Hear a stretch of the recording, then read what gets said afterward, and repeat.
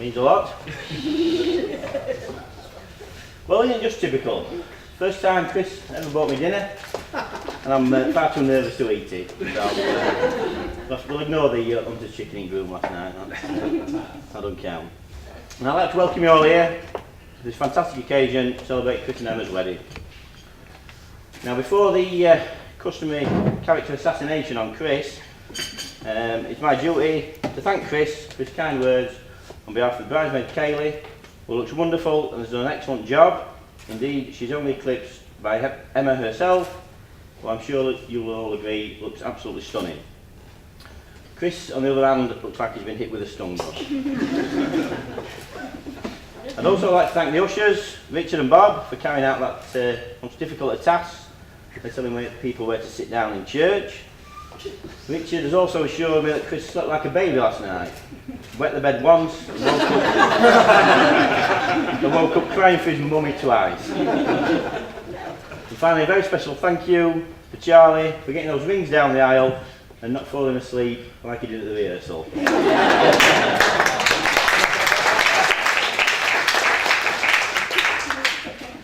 For those of you that don't know me, my name is Paul, and it's an honour to be Chris's best man. Now, being the best man isn't all it's cracked up to be. You get the same nerves as the groom, but there's nobody waiting for you at the end of the night in a pair of posh knickers. But I will be open to offers. But ladies only, please, because I've seen far too much of Matt's pants. Honestly, I do. I'll show you my posh knickers. It'll last me a lifetime. Now, it was a pretty poor turnout for the stag do. Quite a lot of excuses were used. I can't get time off work, even though I'm self-employed. I got a girlfriend for the first time and I don't leave her alone. And if I board an aircraft, my eyes will explode. I'm not going to name names, but they're all sat at that table.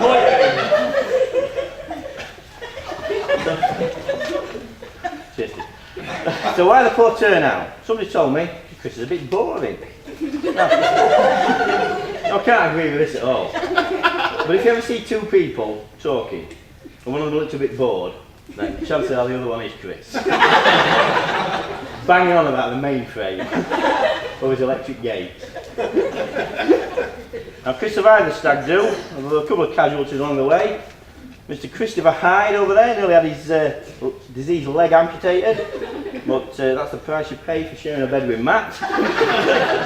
And another person who can only remain nameless has had to be sectioned under mental health act. He can't be with us today. Whether this was due to previous issues or the sight of Chris's hairy back round the pool, we'll probably never know. Now, looking back over the last 15 years or so with some of the other lads, we made a list of all the wild times we'd had, the holidays, the nights out, strip clubs, drugs dens, and one thing sprang to mind.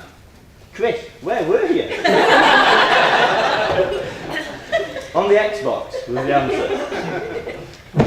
Now, despite this image, Chris's list of conquests, very impressive. I was going to produce a list, but then I realised someone else had already beat me to it. You can all have a look later. Makes fascinating reading. But it's good to see so many of them here today for you, Chris. Now, most of you know that Chris' academic abilities at Tramore Juniors, he could complete peak maths books before they'd even been printed. But what many of you don't know is about his sporting achievements. And by the look on his face, neither do they. And a record that to this day he still holds at Arthur Comprehensive. 1991, due to a massive shortage of players, Chris was picked as a substitute for the football. Now, during the game, some lunatic decided it would be a good idea to fetch Chris off the bench. So he ran on, took one massive swing at the ball, completely missed it, and was duly ordered back on the bench. Now, to this day, that is still the shortest appearance of any player to grace a football field. Now, 22 years later, we feel it's time Chris was honoured for this achievement. Now, Mr. John Deeney, former PE legend of Althorpe Cop, who's due to present awards to him today, Unfortunately, he was double booked. He was given a 9-hour lecture on the safe use of javelins. But he did give a statement to read out. But all it said was, Cabsy, you're a bonehead. So it's up to another football legend who's in the audience today to present this award, Mr. Stephen Lacey. Thank you very much. Chris, can you join me over here, please? Can I have a picture? Very proud to do this. There we go. It actually states 6.75 seconds as well. Thank you very much.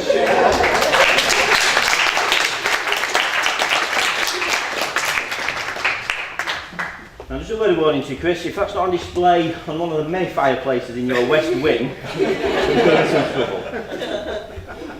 So after his sporting successes at school, Chris moved on and has become a popular member of the team at HSBC, or so he told me. I contacted some of his workmates to find out just what they thought of him. But nobody at the bank would talk about Chris, something about an internal investigation, and the fact that the money was just resting in his account. So that could possibly explain the 8-bedroom mansion. One person did, Jason. He spoke to me on the phone. It was a bit of a bad line. I'm sure he could make out that he said you were a proper banker. You've obviously made a big impression on him. Now someone else who made a big impression on Chris is Emma. She's a lovely person and deserves a good husband. But thank God you married her before she found you. I just have to say how lucky you are, Chris. You leave here today and then gained a wife that is warm, loving and caring. A wife who is funny and who radiates beauty wherever she goes. And Emma, you've got some flowers and a nice dress. So here's to love, laughter and happily ever after. As Chris and Emma start their new life together, would you all please stand and toast the new husband and wife? You'll be standing please for the new Mr. and Mrs. Cagiola, Chris and Emma.